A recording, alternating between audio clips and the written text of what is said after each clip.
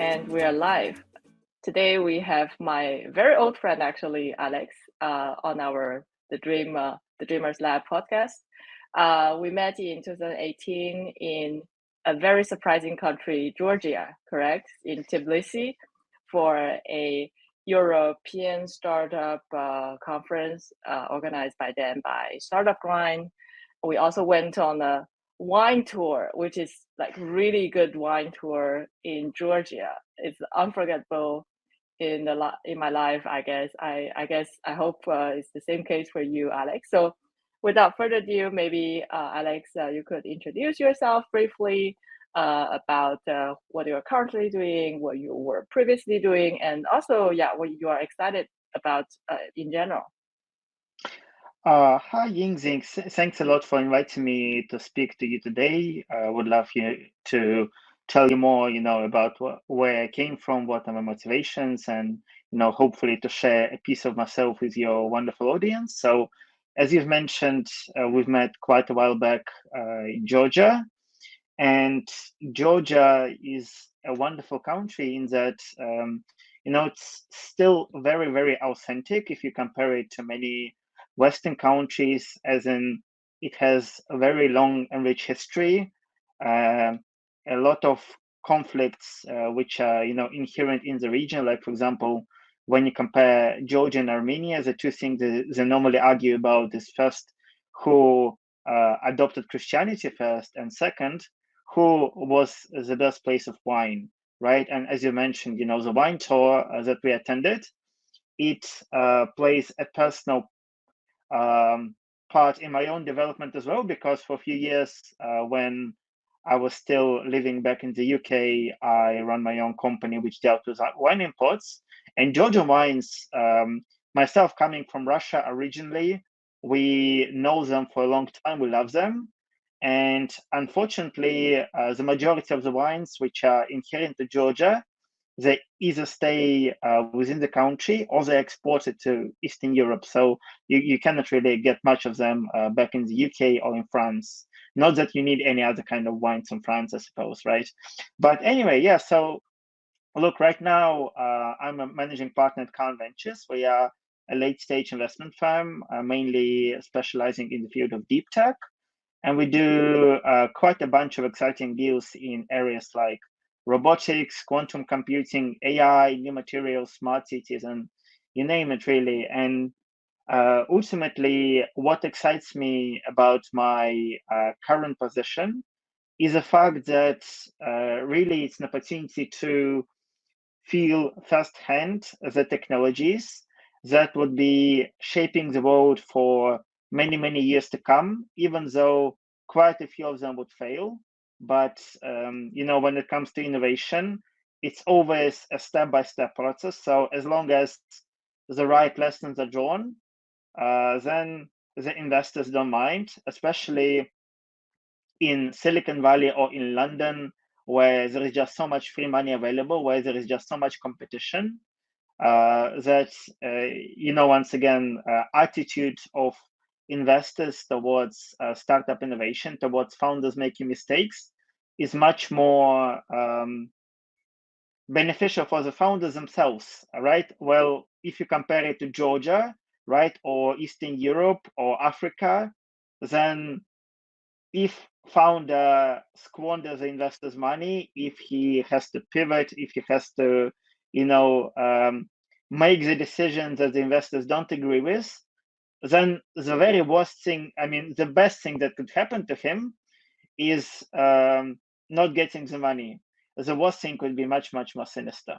But anyway, let's not jump to that. I mean, look, what I would really love to talk about today, I suppose, is the difference in approach between entrepreneurs in emerging markets to entrepreneurs in the West, right? And I think that this is very important because normally, right now, as I mentioned, if you go to Silicon Valley, if you go to London, then even the bigger funds like Sequoia or Andreessen, they face stiff competition internationally, and they have to either go to the emerging markets and try and compete in the turf which is unfamiliar to them, or they have to, look at earlier stages, the seed stage, the Series A, and sometimes, because of the high risks, it's not as successful, right? And so the majority of the investors who want to,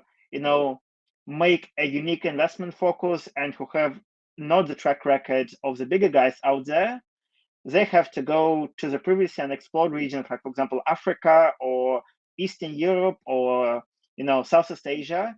And Georgia, where me and you, Yingzi, originally have met, is one of those places, right? Because yes, the local market is relatively untapped. Yes, the local government is quite supportive when it comes to encouraging homegrown innovation and connections to international corporations and VCs out there, but still, the market is small. The innovations that do happen, they are not as technological in their nature, and there are big problems when it comes to adaptation of Georgian or African or Eastern European entrepreneurs to the wider markets, which are much more competitive, much more technological, and much more relationship driven in the nature. And this is what I'm personally most excited about, how to help portfolio entrepreneurs to avoid those mistakes and how to, make sure that the innovative ideas that do exist out there, they can be ultimately scaled to the bigger markets with potential for international growth. And yeah, would be happy to touch on that in more detail in case you're curious. Yeah, definitely. So during the couple of years we've been chatting also around how investors can use this arbitrage actually in either geopolitical sense or just bringing some tech talents that are in emerging countries and maybe do a copycat-ish product that is local, or actually use their cutting edge expertise and technology to push a global product that is not only serving their local market, but also it's surpassing the international standard. So we chatted during the last couple of years regarding this. Do you have some new use cases or let's say new observations regarding this topic? Is it still the same case? Is the duplication model still working, as in, there is US Facebook before, and then Tencent was doing the copycat model, and then afterwards leapfrogging with some other micro innovation and innovations to become a international group and invest in his part, actually a lot of US startups be a real competitor to Facebook or let's say Meta today. So do you think it's still the case with emerging countries, or it's different nowadays? Well, look, honestly, Yingzi, my understanding of that topic really changed over the years. So when I was first, starting up in the VC game, which was actually, not that long before we've met, back in 2018, I originally, was very perplexed by, the lack of ability of entrepreneurs from emerging markets to actually make innovations which are, inherent to the local markets. Like for example, in Russia, which is where I am originally from, there is a lot of technological talent. There are many innovative ideas. There are quite a few products which ultimately, if structured and invested in by the right crowd, could become international powerhouses. Unfortunately, this is very seldom the case, right? And there are a bunch of reasons why, right? So, for example, many emerging markets, they suffer not only from what you've already mentioned, which is the propensity for local entrepreneurs to just copy outright the ideas from the West, but also, for example, the local markets tend to be much, much smaller. For example, if you compare the Russian market in terms of technological products to the US one, or the market back in Vietnam to the UK one and whatnot.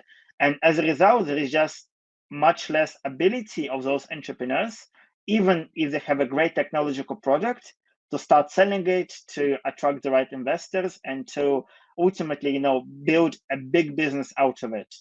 But this is not the case internationally, right? When it comes to emerging markets, for example, if we look at countries like China or India, right? Because just by focusing on the local market there, a company can become many times a unicorn.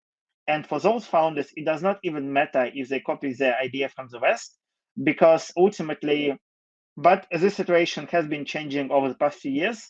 Ultimately, the Western patterns, they don't really apply, for example, to the Chinese market for a bunch of reasons. And as a result, when it comes to the copycat situation, the case is not clear cut. But a problem is, in the majority of cases, if you copy an idea from a Western company, then you are ultimately, restricted to your local market, maybe a few neighboring countries as well, which share your cultural or economic or language barriers. But you would not be as in demand when you, for example, go to the UK or the US or France. Sometimes there are exceptions. For example, Pavel Durov, who used to be the founder of Kontakte, which is copycat clone of Facebook, he did, build this business from just Russia to encompass the whole CIS region. But then, for a bunch of reasons, he could not expand further, right?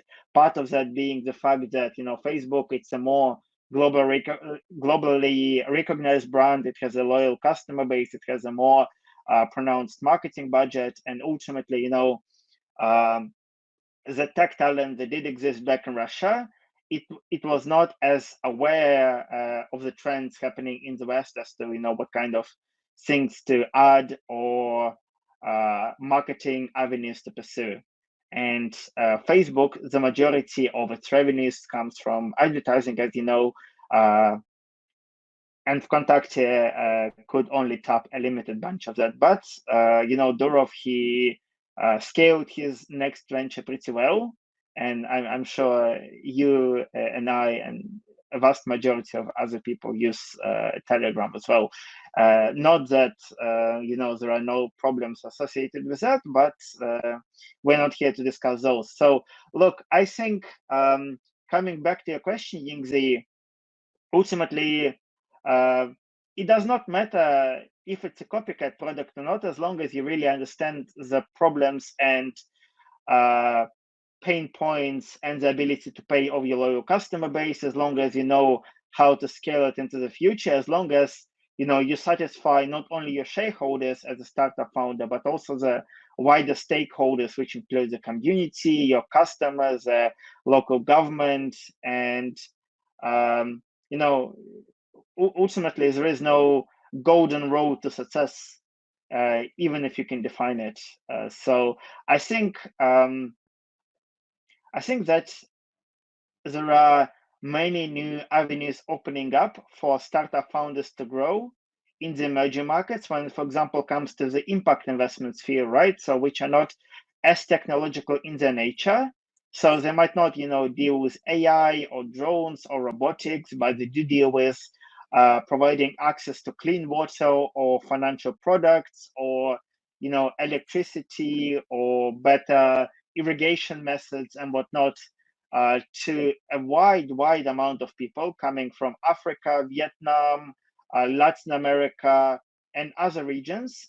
And if an entrepreneur found a great solution to deal with those problems, then in a grander scheme of things, he is not going to be much less remembered than the next guy who sent the rocket to Mars. So I think that right now we live in an age where, as long as you know how to fundraise, you know how to sell your product, and you know how to scale it strategically into the future, you can really be whoever you want. So it's a great age to be alive. Amazing. Yeah. So maybe when you're giving the examples, I guess there are different kind of technology and products, right? When we're talking about, of course, Telegram or Facebook, it's consumer apps, which is crowded right now with Web2, let's say, entrepreneurs. A lot of entrepreneurs, tech talents, when they're thinking about go-to-market, they first think about consumer product, also because they are pretty familiar with this kind of entrepreneur stories, the famous Zuckerberg story and PayPal mafia and Telegram story, of course. But then, as I know, you are also expert on investments, specifically in deep tech. Some entrepreneurs, maybe they are very cutting edge expert and PhDs, or maybe they are tech talents that can use their IP, their patent, their research result into a specific domain. So could you maybe give us some insights around, at the same time, from the entrepreneur's point of view, how to navigate today's deep tech scene? Because we've been talking about deep tech for at least maybe 10, 15 years already. What changed? What doesn't change? And then is it coming from research R&D level to a consumer level during these years, or the focus and the topic has been changing? And also from an investor point of view, what have you been maybe focusing on? What are the great examples of startup maybe you can give us, and what the future perspective on that? Well, great question, Yingzi. So look, first of all, I'd like to stress that, the field of deep tech, it might sound like a singular field. In fact, it's not.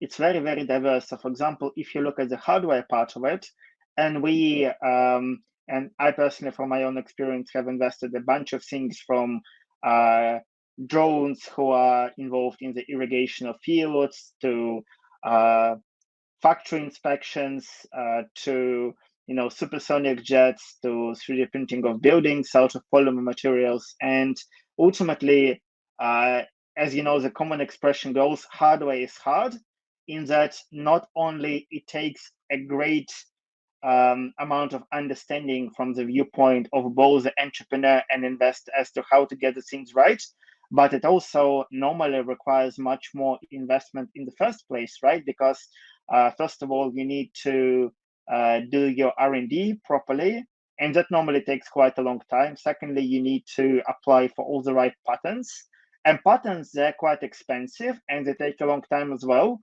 And as a result, for early stage entrepreneurs, normally it's not advisable to focus on the patents straight away and sacrifice the time that they could be spending on, customer validation or product building or securing the first investors, just because, patents, a good portfolio of patents, it's not going to last long in an early stage, because ultimately you would not have enough money to apply for a patent of everything, which is key to your product success.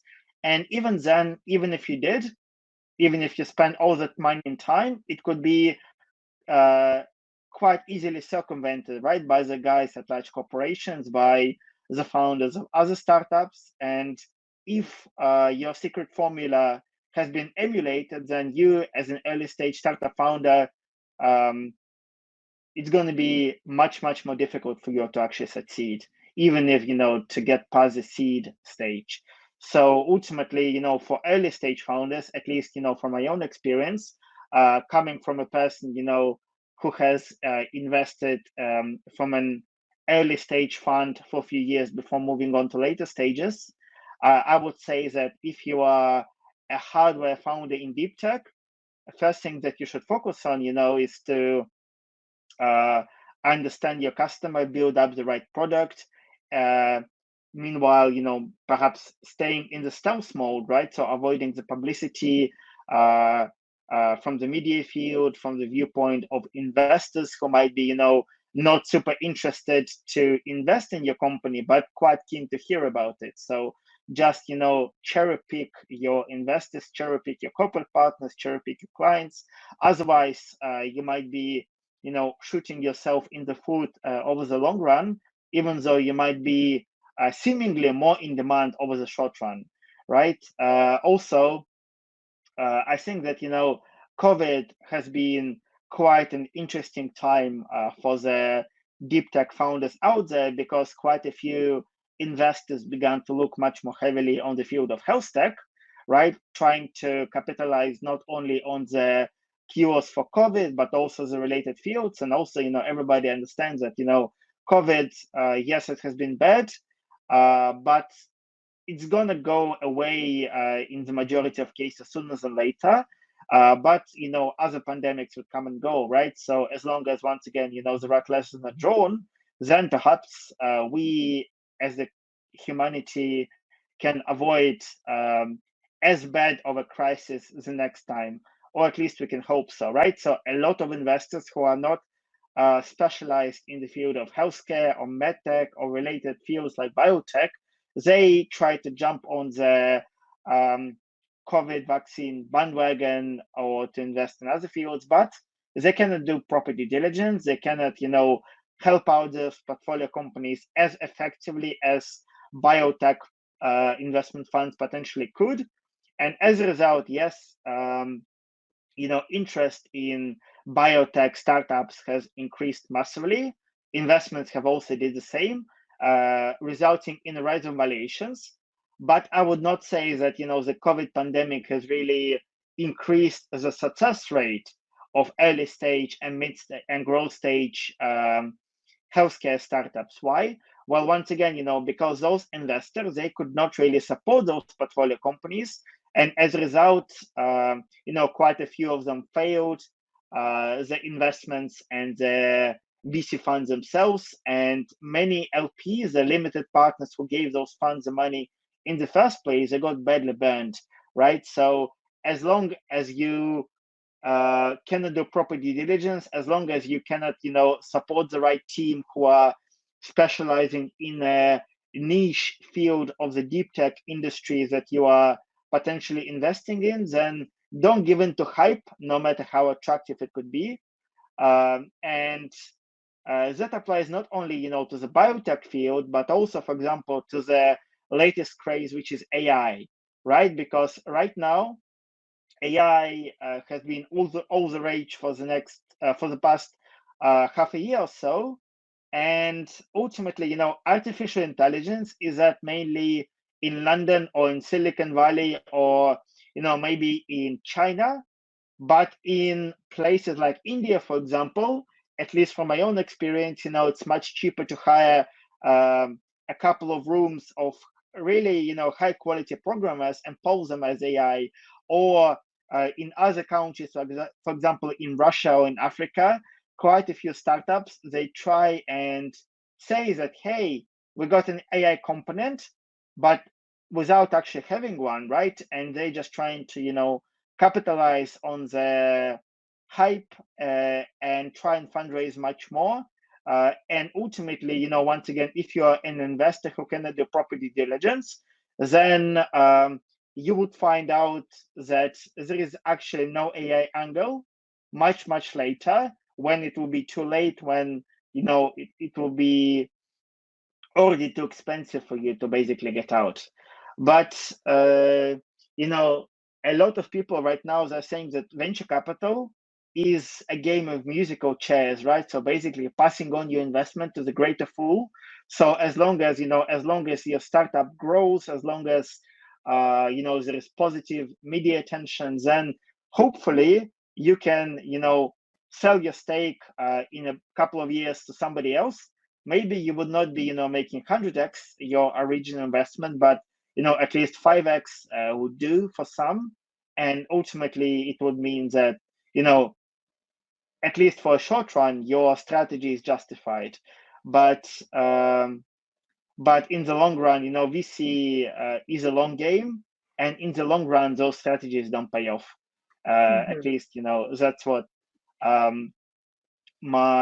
few of my friends in the VC world have found out, when ultimately, yes, they fundraised the first fund, yes, they made some quite interesting investments, but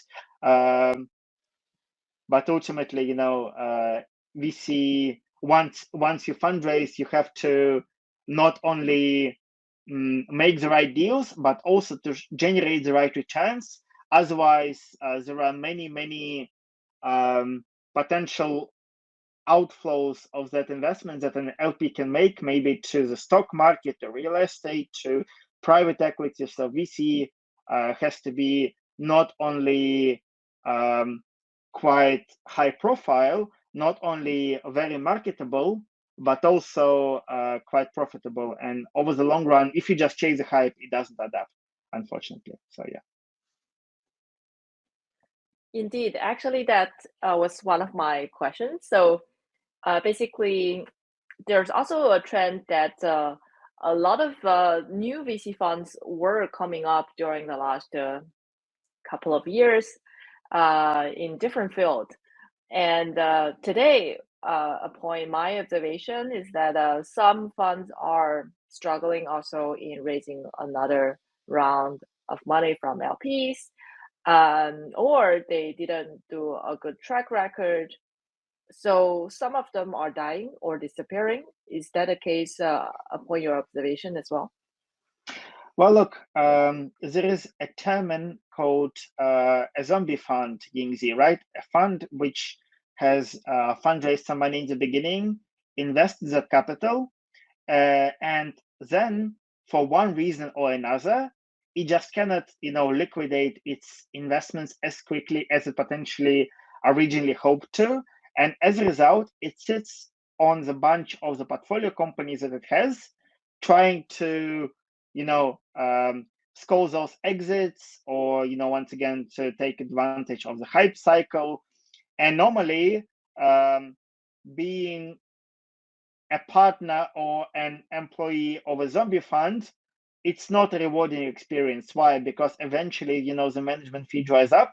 Eventually, the investment team has to be axed, and it is the partners who are, taking the brunt of that negative situation. Because ultimately, unless they prove to their existing investors that they, made the right set of investment choices, then they cannot fundraise anything else.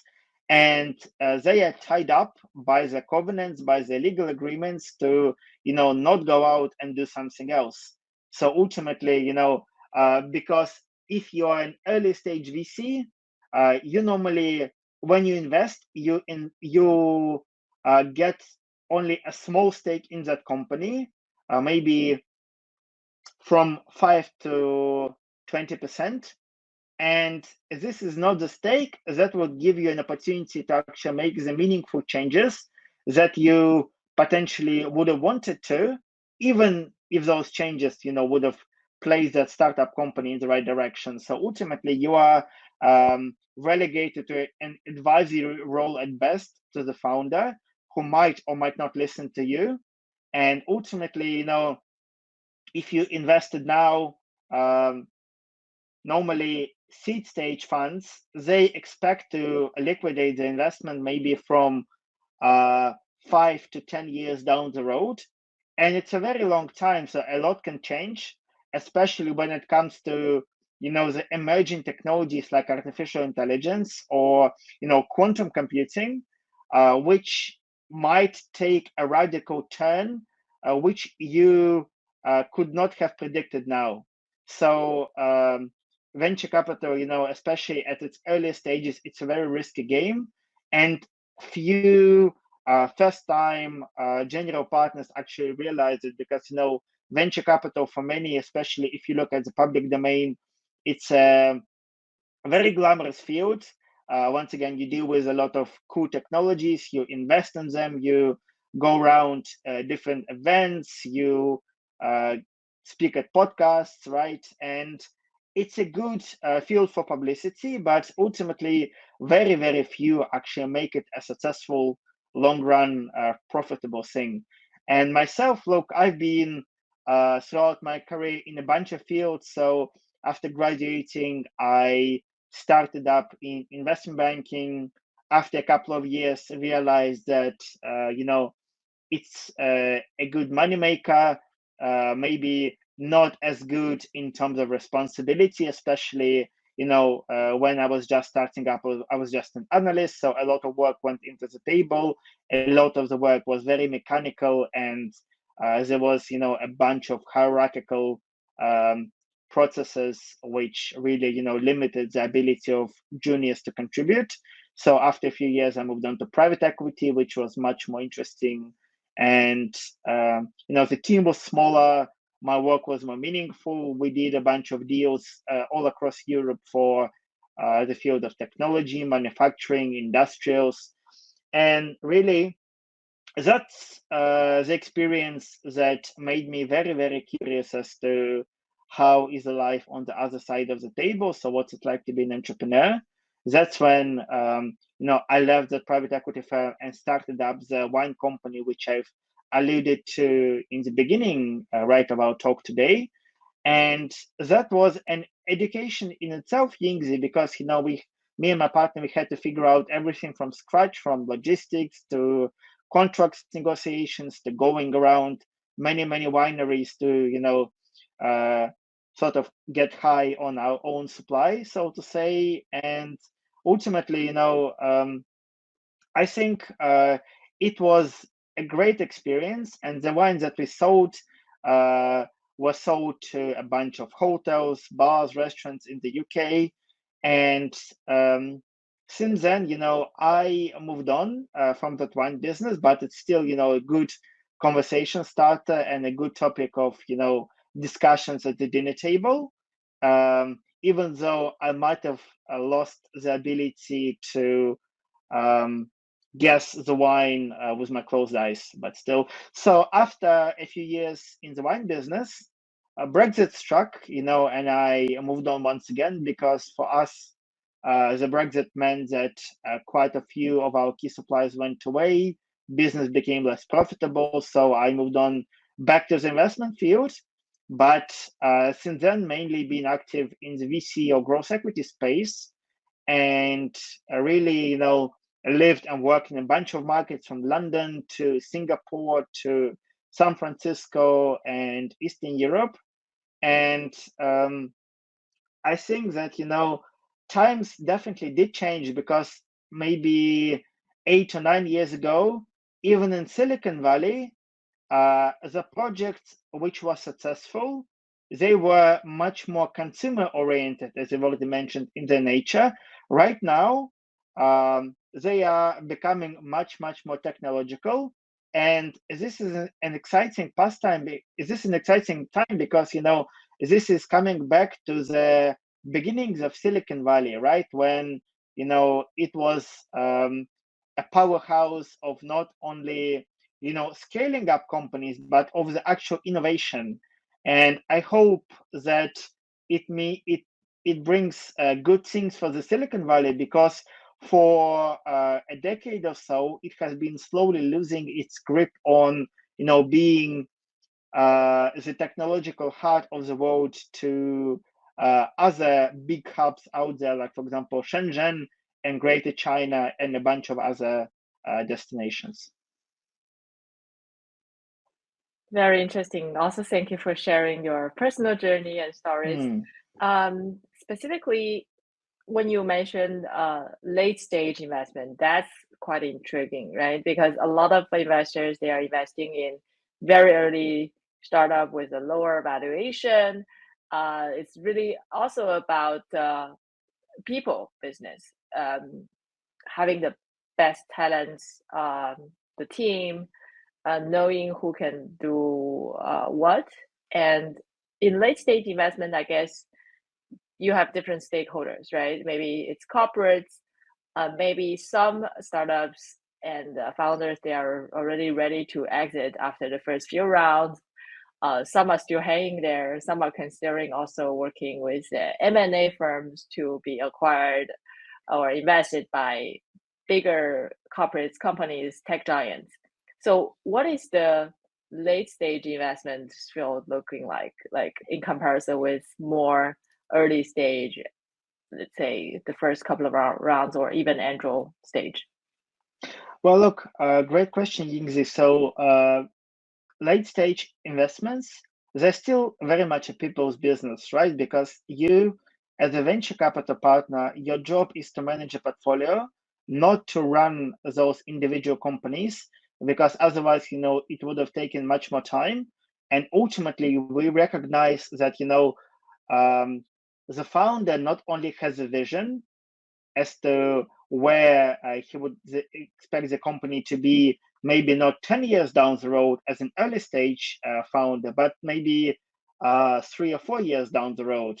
Um, but also he has a technological expertise, right? And we normally focus on trends. We focus on the market outlook. We focus on where exactly to implement maybe a few specific technological or team changes, but we try not to stick our hands too much into the daily running of the company if it can be avoided, right? Of course, if things go wrong, we as investors, we put up the right clauses to help us, exert greater control over the strategic direction of the company, or maybe to liquidate the assets at the right time if things go very, very wrong, right? But normally we try to be quite hands-on in our approach to dealing with founders.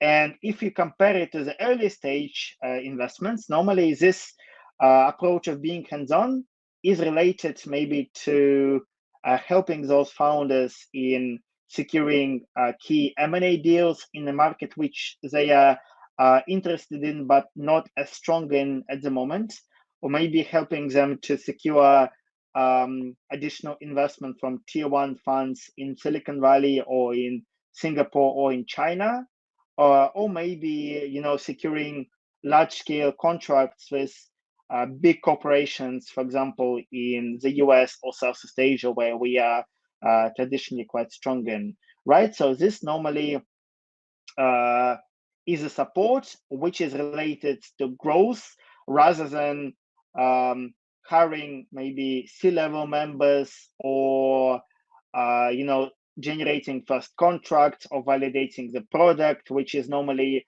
associated with early stage investments at pre-seed or seed or Series A.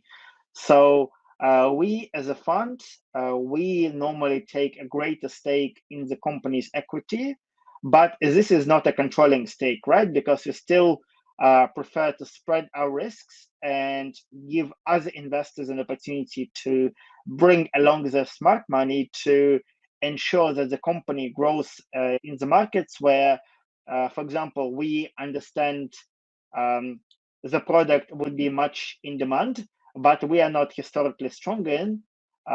So it's more, still a game of many people, many funds coming together to support that company. And it is much later, maybe 2 or 3 years from the point where we invest, where normally the private equity firms would come in and try and get the controlling stakes and bring the company to IPO, right? So we are sort of, as an investor, at the stage in between the very early stage funds and the private equity funds who are much more antagonistic often to the founder's outlook of running things. Still, in some cases, we do understand, that the original founders, especially the CEO, who was behind that company from the very, very beginning, yes, he might have the vision, but he might not be as strong in generating, the right partnerships or big government and corporate contracts, which are essential to the continued growth of the company, especially, given the current turmoil in the markets and growth in competition in many areas of deep tech. And as a result, we exert our power to replace that CEO with somebody else, right? And because the majority of the investments that we make, they are in the developed markets, for those entrepreneurs, it's not a problem if they are, replaced as a CEO, because they would still maintain a large chunk of the equity in that startup. So if that startup grows, they would also benefit. And also, they are, after exiting that company, that has been, made successful for them, they are treated as startup royalty. And for them, it's much easier to scale up the next venture, fundraise for it, and do further business development. And this is why guys like Adam Newman, for one part, have been successful. Because yes, there are uh, there is a case to be had, with his megalomania, but also he has proven that he can revolutionize and transform a very relationship-driven, historical and traditional industry, which is huge in its nature. And also he has proven to investors that he can fundraise and he can sell. And when it comes to the developed markets, like once again Silicon Valley or London, it is what matters when it comes for investors to select whether they want to invest in company A or company B, with other things being similar. Very intriguing stage of investment indeed, because well, from my experience, I'm mainly dealing specifically with early stage startups, and thus its founders, investment funds or angels. But I guess especially in deep tech and also late stage, it's a very competitive scene. Um, a lot of founders potentially they are very tech savvy, but maybe not professional CEO, managing director type. A lot of companies, I remember some of the biggest tech giants in China also hired a professional managing director for later stage of development. Once it's more incorporated, it's becoming a real enterprise. It's needing kind of like a professional army manager to manage the structuring and the scaling of the company. So, in maybe just to finish, in your point of view, um, maybe in a very general sense, what are the topics that you are excited for? I guess, as you mentioned, AI is very exciting for everybody, for automation of different professions, but also for other different B2C use cases. But maybe from your point of view, what are the other topics? Personally, Well, very excited for longevity and the deep tech, of course. That is the biotech part. I guess a lot of investors are rushing in as well. I'd like to hear your opinions on that as well. yeah. So look, Yingzi, personally, I'm a big believer in that, a shoemaker should make the shoes, not bake pies. So yes, for me personally, longevity and biotech is exciting, but I cannot claim to be big expert in it. And we personally, we did not make, any meaningful deals in the space. But another field which I am quite passionate about, and we did, explore and investing quite heavily, is quantum computing, right? And what makes quantum computing exciting for me personally is the fact that, as a field itself, it has been around for quite a while, right? In the science fiction literature for the past 40 years, in the space of, academic research for the past 20 years, but only maybe in the next 4 years or so, it has been slowly but surely entering, the industrial and public domain. Why is that the case? Well, first of all, quantum computing has always been quite expensive in its nature in terms of, the vast amount of components that has to be going to the quantum computers, in terms of, the electricity requirements, in terms of, the actual ability of those computers to solve meaningful tasks. And once again, only in the past 3 or 4 years have there been emerging companies that are able to bridge that link between theoretical understanding and actual real world applications.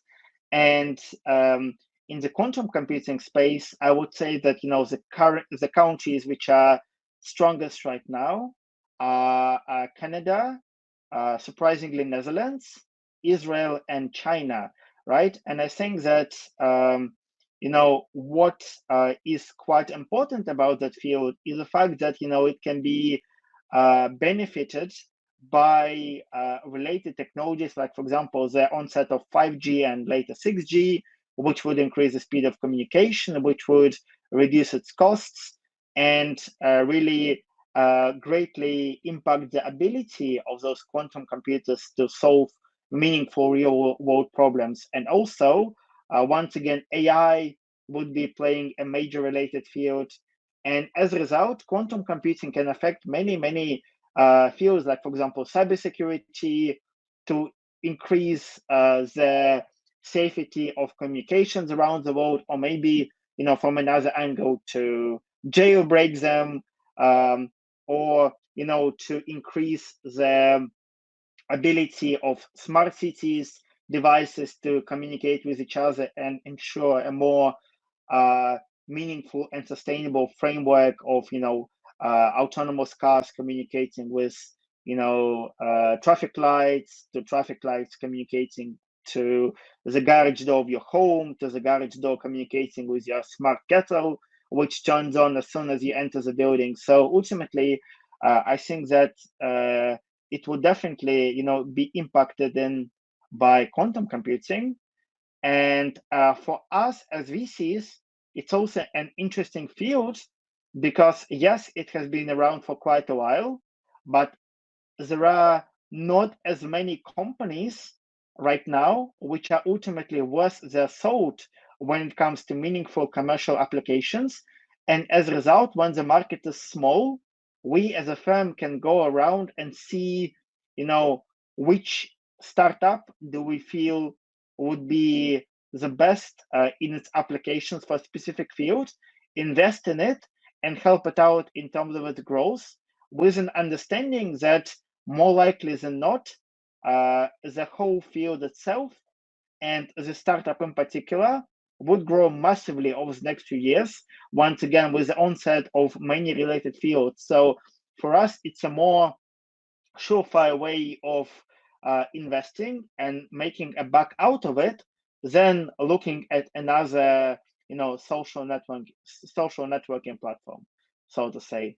And when it comes to deep tech, there are many exciting fields which I feel, are not only interesting from a perspective of an avid science fiction fan, but also from a perspective of actually, changing the way that we think, changing the way that we interact with others around us or the whole world. So I think that the outlook in the next 5 to 10 years would be vastly different in terms of the applicable technologies to what we see today. And it's a great time to be investing.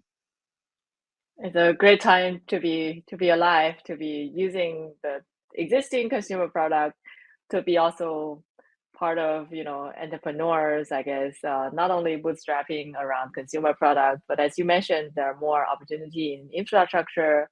If there are some cutting edge technology and talents. So yeah, every time chatting with you, it's a lot of information. Every time, maybe we wish to have maybe 1 or 2 more days to hear from you, but then maybe next occasion.